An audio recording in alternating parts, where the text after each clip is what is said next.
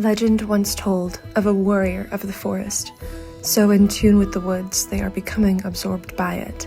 Seamlessly, they blend into the dappled light of towering oaks and ancient willows. Their footfalls break nary a twig, nor rustle any leaf.